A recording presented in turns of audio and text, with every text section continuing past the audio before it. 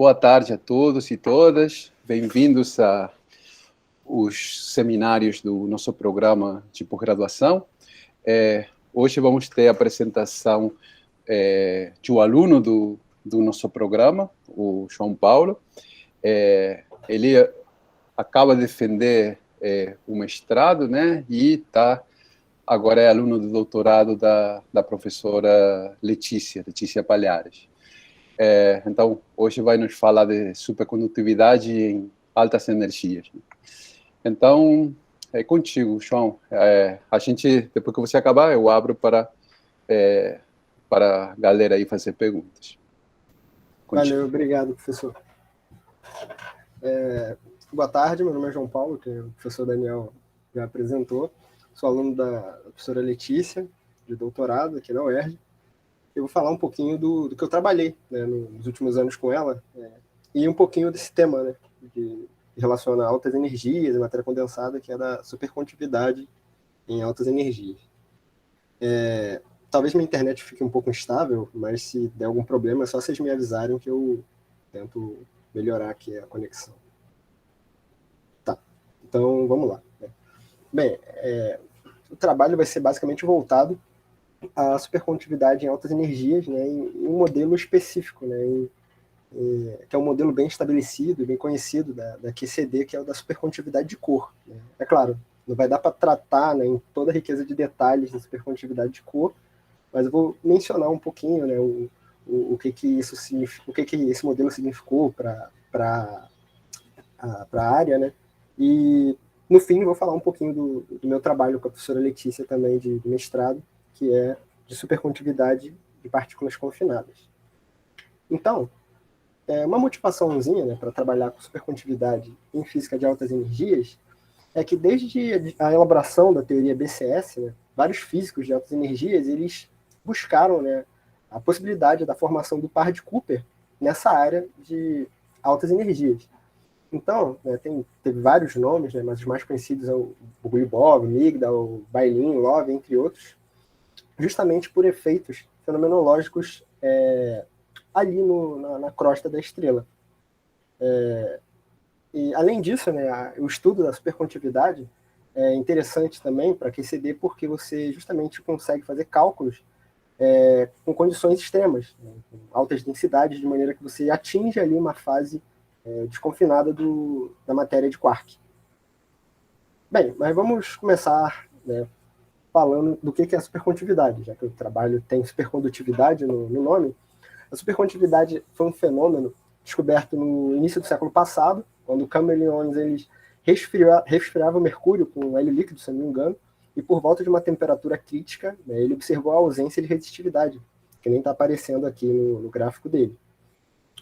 Ele foi laureado, né, com um prêmio Nobel por essa descoberta, e no próprio discurso dele, se não me engano, ele já cita, né, que esse novo estado ele apresenta efeitos magnéticos.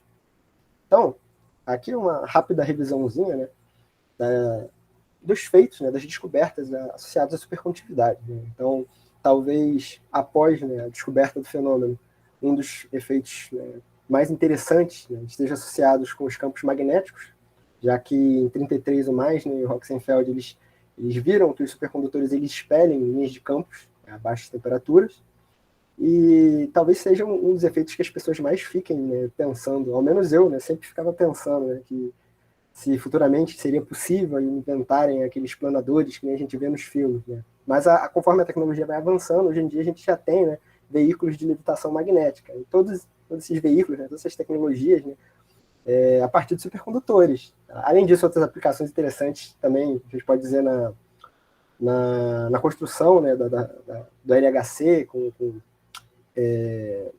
os supercondutores para gerarem supercorrentes. Então, supercondutores eles estão muito associados também com o desenvolvimento tecnológico. Além disso, né, as teorias fenomenológicas também avançaram, como, por exemplo, a de Ginzburg e Landau, a teoria de transição de fase. Mas, realmente, né, o grande ápice, né, que eu considero, né, da supercondutividade foi quando descobriram uma teoria, né, que conseguisse explicar, por meio de princípios fundamentais como a mecânica quântica, o que acontece, né, na supercondutividade usual, que é a teoria BCS. elaborada pelo Bardeen, o Cooper e o Schrieffer. Outros efeitos, né, outras descobertas também interessantes da supercondutividade é a descoberta de supercondutores de altas temperaturas, né, o tunelamento de Josephson e os vórtices de Abrikosov, que são bem conhecidos da literatura. Né. Esses efeitos aqui também, né, laureados com o Nobel, assim como a teoria BCS. Mas, né, em resumo, né, do que se trata a teoria BCS? A teoria BCS ela diz que férmions, né, ali na superfície de Fermi, perante uma interação atrativa, geram uma instabilidade na superfície de Fermi, de maneira que eles formem, né, um novo estado formado por pares de elétrons. Mas, embora os elétrons tenham a mesma carga, né, e mesmas cargas deveriam se repelir, eles interagem, né, de maneira atrativa devido à interação com a rede cristalina, que nem pode ser visto aqui no GIFzinho. Né? Então, os modos de excitação da rede cristalina, que são os chamados fônons, né, são partículas mediadoras que fazem, né, os elétrons interagirem no espaço de momento, de maneira que a gente pode dizer que o elétron ele é correlacionado, né? Os elétrons são correlacionados no espaço de momento, como pode ser visto aqui no diagramazinho de Feynman, onde tem uma interação de um elétron com o outro por meio da troca de um fônon. A formação desse par, né, apresenta uma diferença interessante, né, no espectro de dispersão de energia, pois agora esse sistema que é formado de quase partículas, né, ele apresenta um gap, né, um gapzinho de energia, 2 delta, perdão, que faz uma espécie de blindagem, né, do estado fundamental, de maneira que, a menos que uma flutuação, uma perturbação, né, ela supere esse gap, ele consegue destruir, né, o estado supercondutor, consegue influenciar no seu sistema. Por isso que o gap é uma grandeza interessante, que vai ser talvez o foco desse trabalho. Bem, uma maneira, né, de você modelar de uma maneira simples pode ser vista na referência do André Schmidt, onde ele faz um toy modelzinho para modelar a supercondutividade. Então, de maneira geral, né, a gente vai ter um termo fermiônico, né, interagindo com um termo bosônico, que, no caso usual, são elétrons interagindo com fônons, por meio de uma interação de troca do tipo Yukawa. É claro, não é simples trabalhar, né, com a ação dessa forma, então você faz uma transformação, que é conhecida como transformação de Hubert-Stratonovich, para conseguir integrar os campos bosônicos, e depois, por meio de uma aproximação de campo médio, visando ali, né, as pequenas flutuações próximas do condensado, do par de Cooper, é possível, né, fazer com que essa ação ela torne-se quadrática, e você pode transformar, né, você pode modelar, né, seu espaço num espaço bidimensional, né, com esses espinões, que é o chamado espaço de Nambu-Gorkov. Né? Muitos cálculos de supercondutividade são feitos nesse espaço, que ele tem simples tratamento, onde o inverso desse propagador da teoria, ele tem, né, os termos diagonais, os propagadores, né, fermiônicos, e fora da sua diagonal, termos de alta energia que vão originar, né, os gaps. Então, após alguns cálculozinhos, né, você inverte a matriz, acha o propagador anômalo, é possível expressar a função do gap em função dessas quantidadezinhas Fs aqui, que são os propagadores anômalos. E, representando, né, o propagador anômalo, de acordo com o valor dele, quando você calcula, né, você vê que essa equação é uma equação autoconsistente, né, já tem φ aqui e φ aqui dentro também. Então, se você abrir esse φ, tem novamente esse termo aqui. Então, você faz inúmeras ressomas, né, que é uma característica desse tipo de equação, que é do tipo Schwinger-Dyson. Agora, diagramaticamente, ela pode ser vista dessas duas formas aqui, né, onde esse lado ele é equivalente ao lado esquerdo é equivalente ao lado direito, de maneira que eu posso interpretar, né, essa representação aqui como um férmion sendo convertido num férmion de carga conjugada por meio de uma interação bosônica. Isso só reforça, né, a questão da quebra de simetria, né, que a teoria tem após as transformações que são feitas. Então, a partir dessa minha função de gap, né, utilizando um ansatz, que seria basicamente considerar a minha função φ como um gap que dependa de uma paridade par, que seja basicamente independente de quiralidade, dentre outras coisas, é possível, né, utilizando aqui um propagador escalar com uma aproximação que é conhecida como aproximação point-like, ou de tipo vértice, a gente considera o propagador do campo escalar como uma constante, já que aqui é como se a propagação fosse considerado, né, um contato das quatro pernas, de maneira que eu não levo em consideração, né, as frequências e o momento, eu fico com um propagador constante. Com isso, né, fazendo uma soma de Matsubara, eu consigo obter essa equação integral do gap, em função de εk, que é o meu espectro de dispersão de energia. Então, na vizinhança da superfície de Fermi, considerando o limite de acoplamento fraco, é possível resolver, né, essa equação e obter o gap supercondutor, que é o visto, né, na teoria BCS, que é um gap que ele é proporcional, né, à exponencial do acoplamento, né, que é o acoplamento efetivo, né, da minha teoria. Interessante aqui, né, que esse meu parâmetro delta é o cutoff, né, que é estabelecido para saber até onde vai, né, a sua integração. E no caso da supercondutividade usual, né, aquela frequência de Debye. Bem, mais que nem o tema vem falando de altas energias, né, por que, né, procurar supercondutividade em física de altas energias? Né? Os nomes que eu citei no início, né, o Migdal e o Bogoliubov, eles têm trabalhos que eles estudam, eles investigam propriedades em estrelas de nêutron. E aí eles veem que essas propriedades das estrelas de nêutron, de acordo com os potenciais que eles escolhem, né, potenciais associados, né, à formação do estado supercondutor, aparece uma espécie de descontinuidade, ou então saltos que seriam associados a transições de fase, indo, né, de um estado desse tipo, uma espécie de superfluidez, por causa do nêutron, ou supercondutividade, por causa do próton. Isso por volta da década de 70, 80, se eu não me engano. Além disso, né, a temperatura, né, de congelamento, né, das estrelas, ela, com base, né, nessa temperatura, é possível também prever, né, qual seria a ordem, né, do gap utilizando, né, as contas, né, de supercondutividade. Eu tentei fazer umas continhas aqui com a mão e vi que a ordem do gap ele seria de cerca de 10 a 20, mais ou menos, porque talvez eu tenha errado alguma coisa na conta, né, mas fica nesse limite de 10 a 20 MeVs. E, posteriormente, é calculado isso, de fato, né, o gap para o supercondutor de cor. Mas o que seria esse supercondutor de cor? Né? Por que tem esse nome? Na matéria de quark, quando a gente está em baixas temperaturas, né, e altas densidades, é claro, temperaturas relativas, né, porque a gente está falando de altas energias. Né, o que seria baixo, né, altas energias? O baixo já é uma temperatura alta, né, que nem eu mencionei, eu acho, né, a ordem de 10 a 11, que está relacionada com 10 MeVs, 50 MeVs de energia. Então, essa temperatura, né, considerada baixa em altas densidades, em altos potenciais químicos, você chega na fase onde é possível estabelecer a supercondutividade de cor. Porque nessa fase, em altas densidades, a matéria já está tão compacta ali que os quarks, né, eles se separam e não sentem mais tanto aquela força, né, forte, mas sentem interações atrativas mediadas pelo Bloom, que é o mediador da interação forte. É interessante que me perguntaram recentemente, né, por que cor, né? Por que supercondutividade de cor, né? O que seria essa carga de cor, né? Então, imagina a carga de cor como um novo número quântico. Digamos, né? Temos a carga elétrica, que é um número quântico. O seu sistema teria mais um, que seria a cor. E aí, igual a gente tem aqui nesse desenhozinho, você vê que um hadron, ele tem, né, as três coresinhas, de maneira que, entre aspas, né, ele é branco.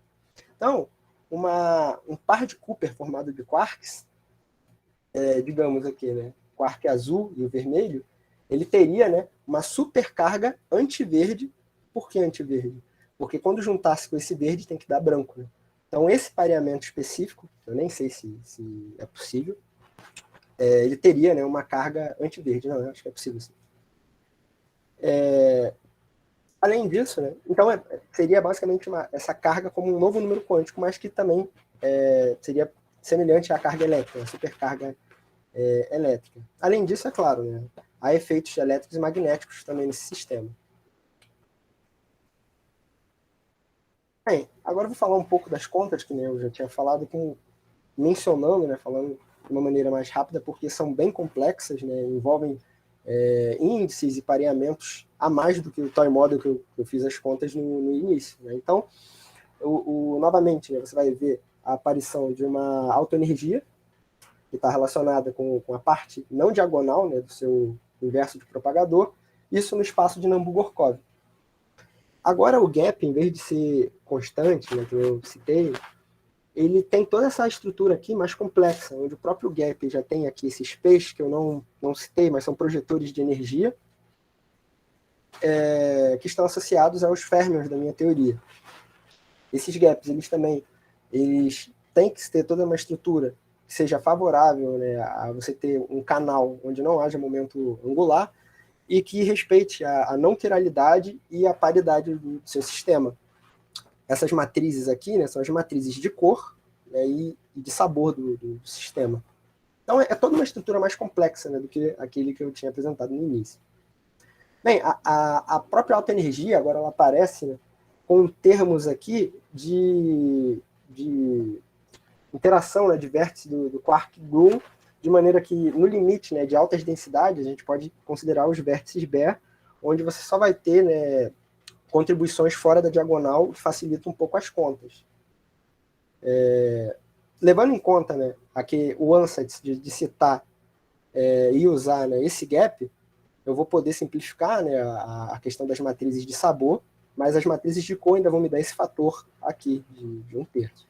De maneira que agora meu gap, né, ele possa ser dado com essa estrutura aqui, né, onde os delta mais e menos estão associados a partículas e antipartículas do seu sistema. Ou melhor, quase partículas ou quase antipartículas.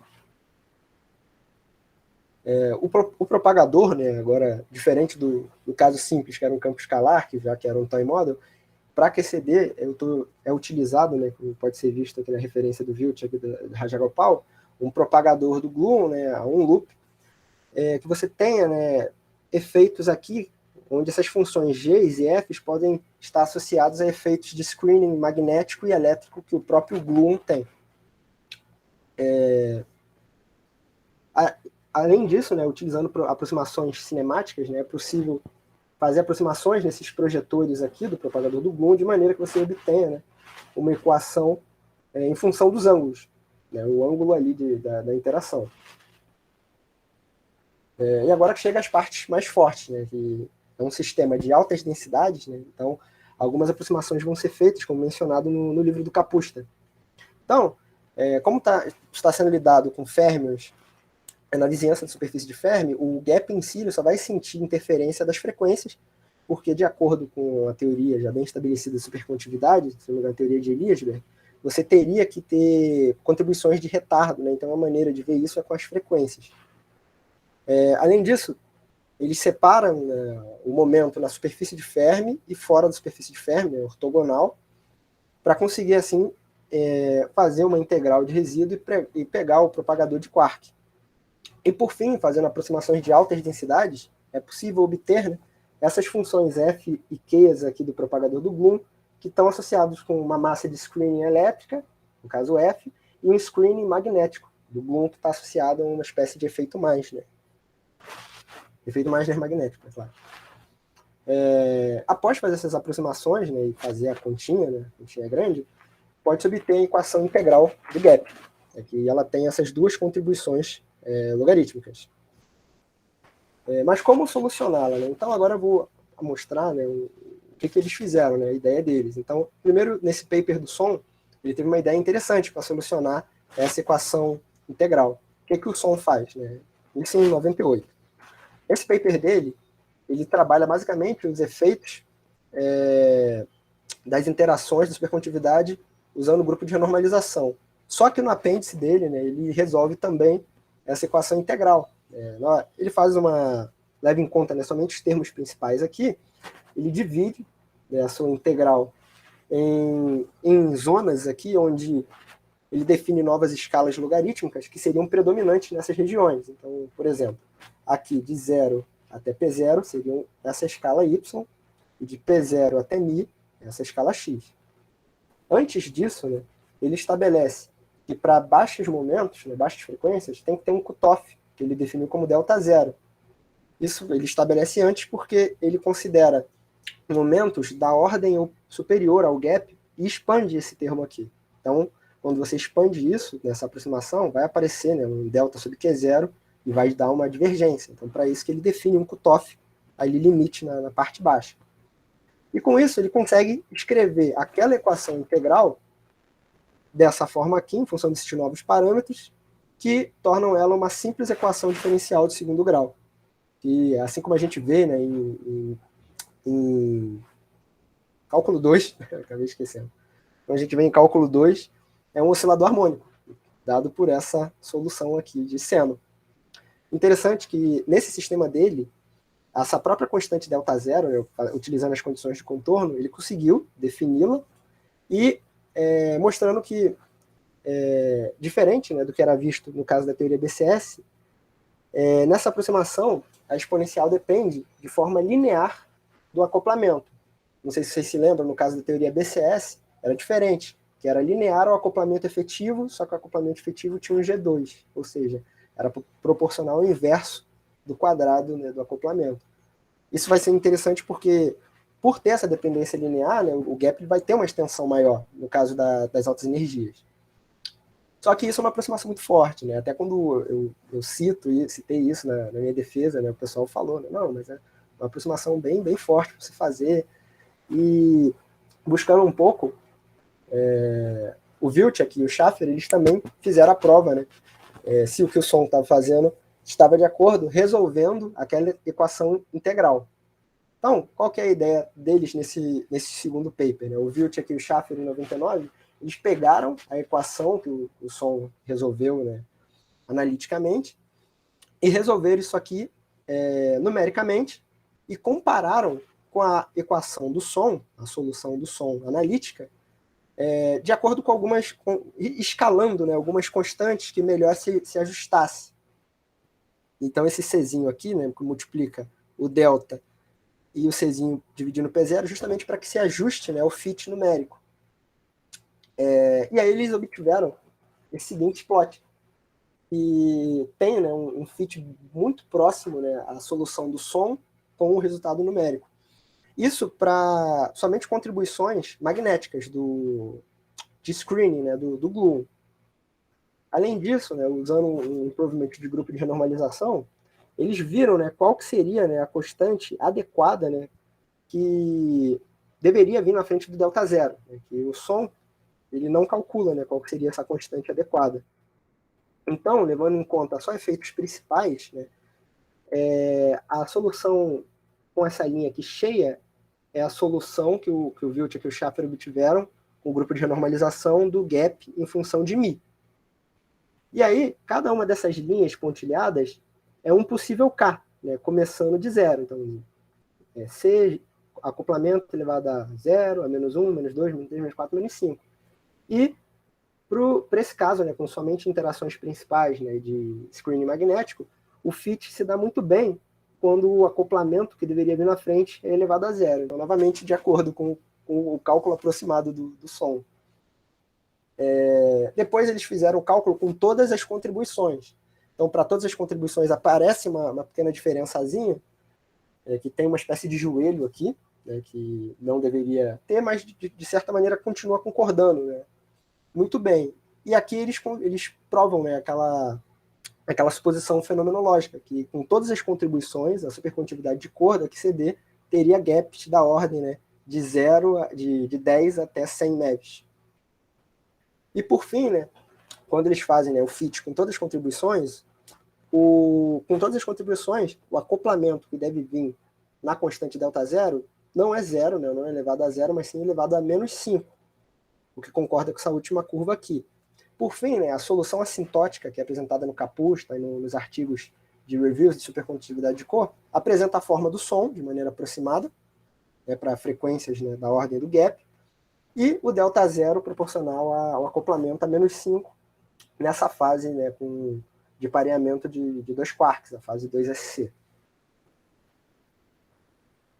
Por fim, eu vou falar brevemente do que eu trabalhei, né, com base no estudo com a Letícia, nos 2 anos de mestrado. A gente tentou, de uma maneira, a Letícia deu, né, essa dica, da gente tentar modelar um toy model, só que ao invés de trazer efeitos térmicos no propagador traziam efeitos confinantes. Então, a gente utilizou, no lugar do propagador do glue, ou do propagador específico, propagadores com a forma de Gribov-Swansger ou Gribov-Swansger refinado, propagadores massivos, né, onde a massa desses propagadores estaria associada com o confinamento.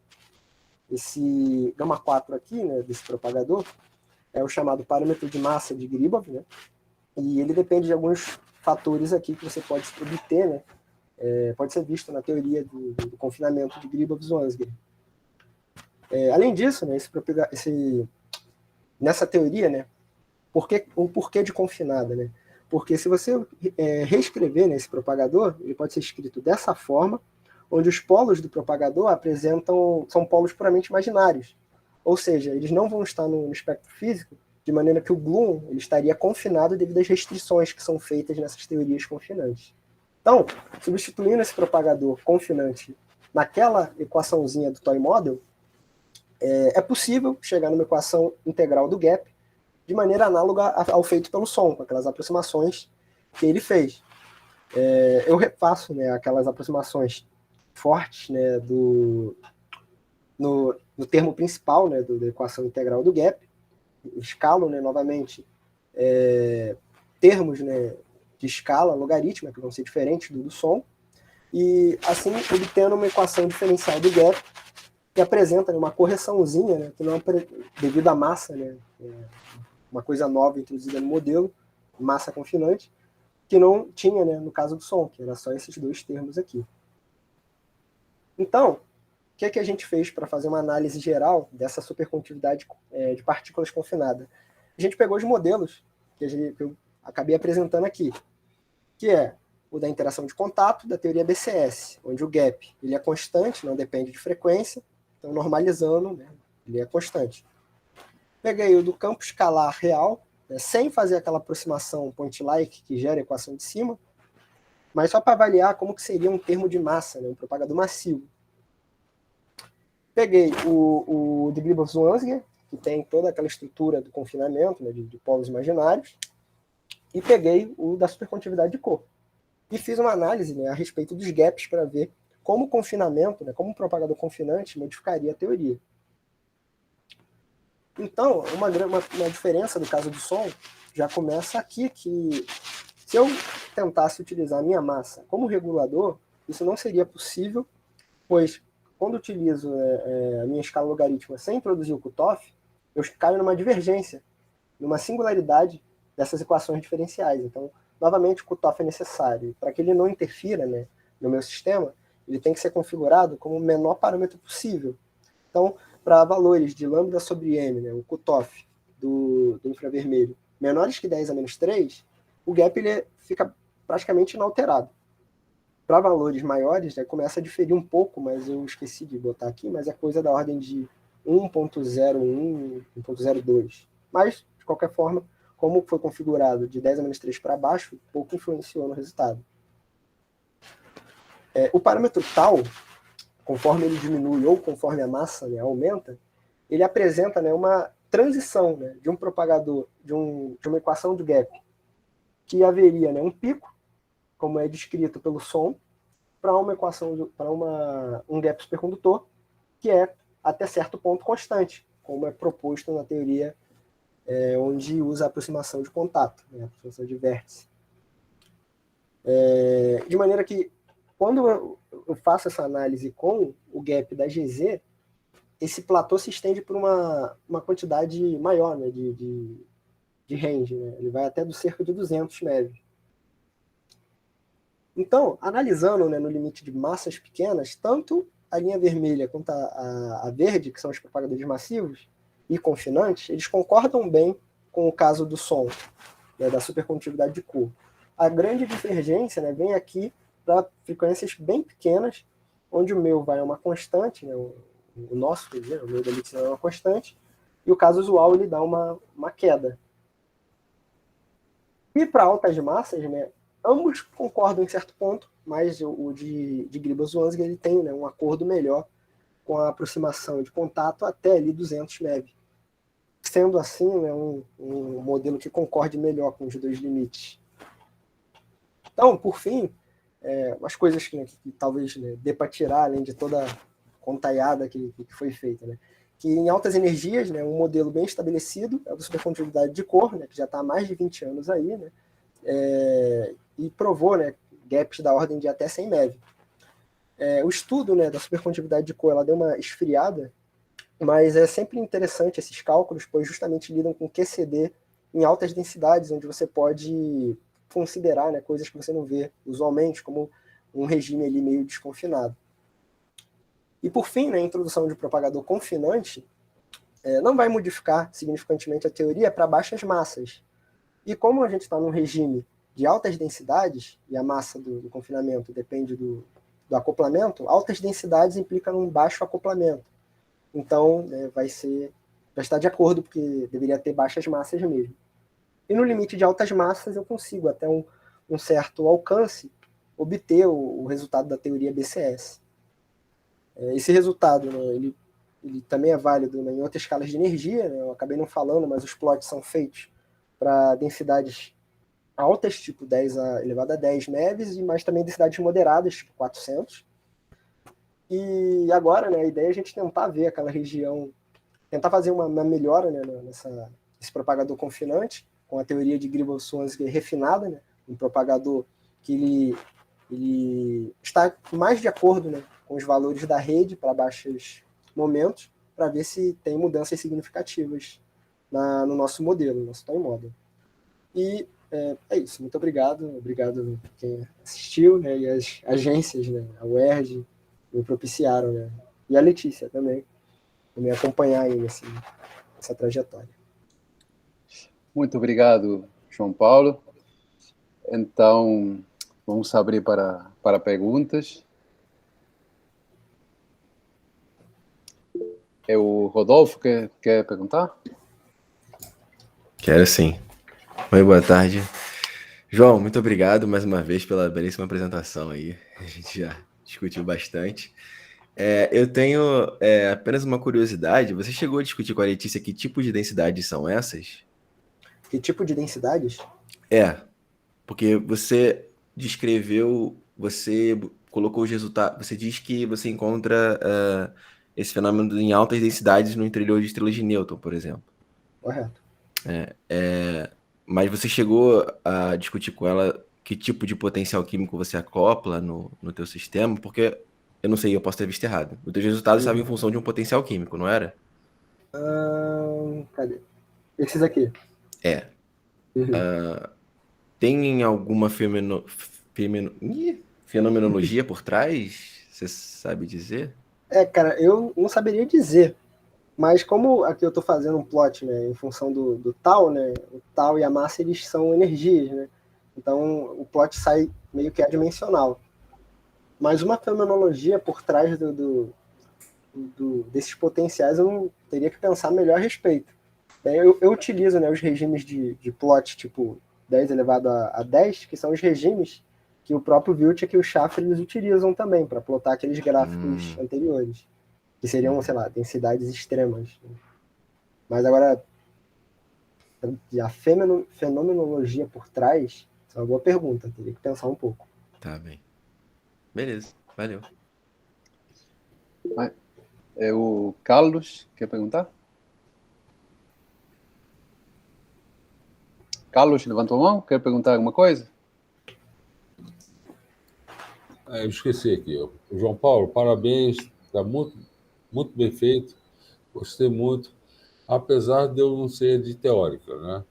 Agora, eu não sei se vocês concordam comigo, todos vocês, que esse termo salto quântico, que o João Paulo não mencionou, eu acho um pouco assim chocante. Não é salto quântico nenhum, Daniel. São transições eletrônicas. Concorda comigo? Vocês concordam comigo ou não? Eu posso falar em salto quântico, saltou para lá, para cá. Eu estou falando uma coisa geral, não na apresentação do João Paulo, que foi excelente. Agora, quando fala para mim, olha, o elétron deu um salto quântico, já dói o ouvido. sabe? Não sei. É verdade, João. Acho que você está falando mais na questão de terminologia mesmo, né? Exato, não, Dizer isso, né? mas é a terminologia importante. Não dá salto quântico nenhum. Há transições. Não é?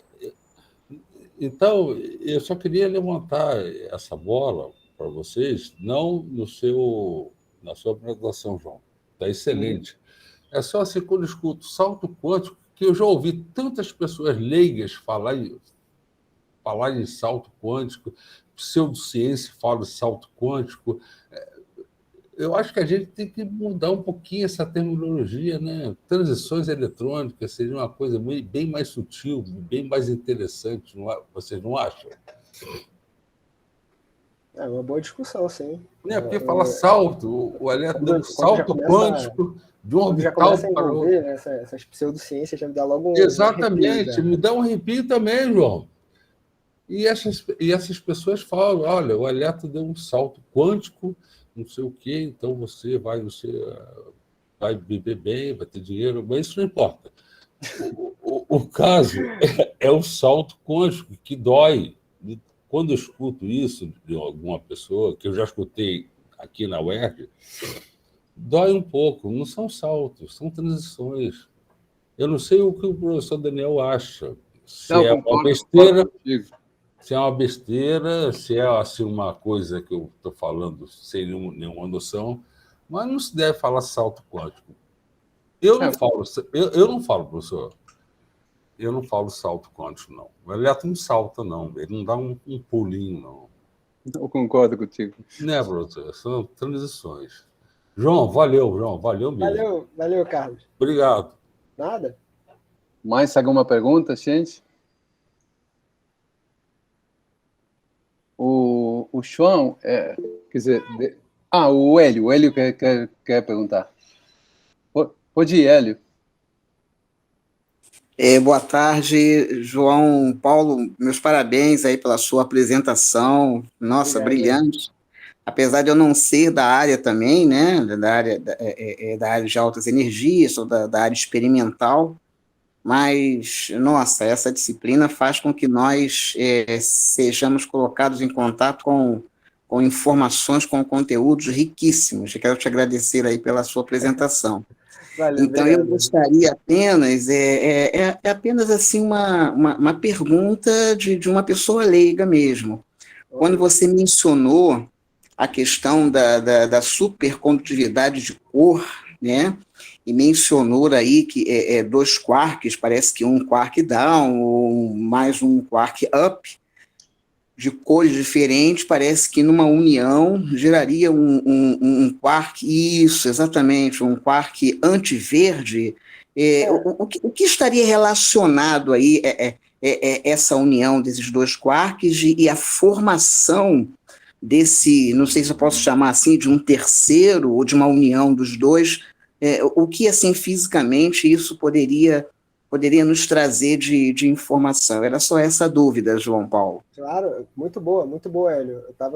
Até o Rodolfo estava comigo num congresso, né, que me perguntaram também a respeito, né, porque a gente não está acostumado, né, como assim, né, carga de cor, né, mas vamos por parte, né. Na supercondutividade, né, esses efeitos só são propiciados porque os férmions, eles interagem em pares, que são os chamados pares de Cooper. Então, no caso da supercondutividade de cor, os pares que eu estou aqui interagindo, né, é justamente esses dois pares de férmion, que é esse quark down aqui, azul, e o quark up, vermelho. Certo.